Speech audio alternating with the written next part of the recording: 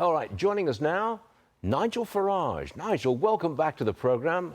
You've been a stranger for too long. Now, I want to talk about the US and UK trade deal.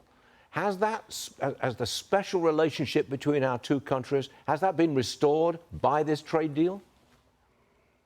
To some extent, Stuart, it has. I mean, look, obviously Trump pursued a very aggressive tariff policy against everybody, classically part of his renegotiation skills. But we were the first ones to come out with America, naturally, as it should be, with a compromise deal. I would view it as a beginning.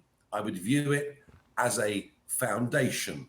And some would argue, well, look, our car tariffs might not be 25%, but they're actually higher than they were if you go back a few months. But no, I think it's a good positive step. And there's so much more we can do in terms of financial services, in terms of the fact we're the biggest investors in America, you're the biggest investors in our country. I think it's a good, solid start, and most British people take it that way.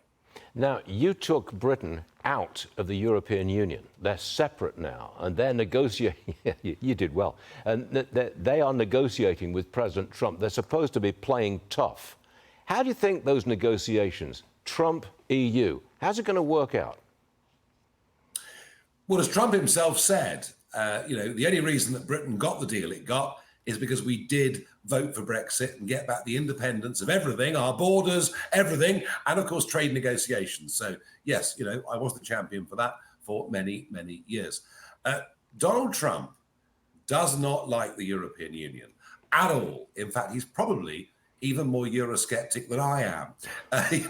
He sort of thinks that the ancient countries of Europe he thinks France should be France and Germany should be Germany and Italy should be Italy. And the idea they give all these powers to a bunch of bureaucrats you can't vote for in Brussels is not good.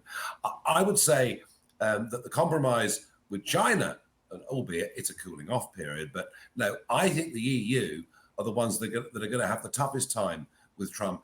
And let's face it, on the numbers, the trade deficit with the European Union is absolutely enormous, and the EU puts so much protectionism on American goods, it's not true. Now, of all the conflicts on tariff with the world, the EU is going to be the toughest. I would have thought that Trump has all the leverage with the EU. I mean, America's technology companies, they dominate Europe. They don't dominate.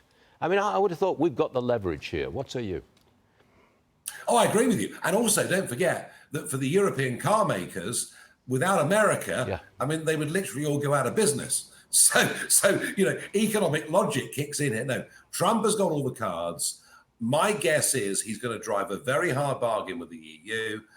They will take some time to agree to it, to swallow what for them might be a bitter pill. But no, there's no question he has the upper hand. Glad to hear it. Nigel Farage, don't be a stranger. Come on, you've got to come back every now and again. You've got to come to New York and I'll buy you a pint. Nigel Farage, you're a good man.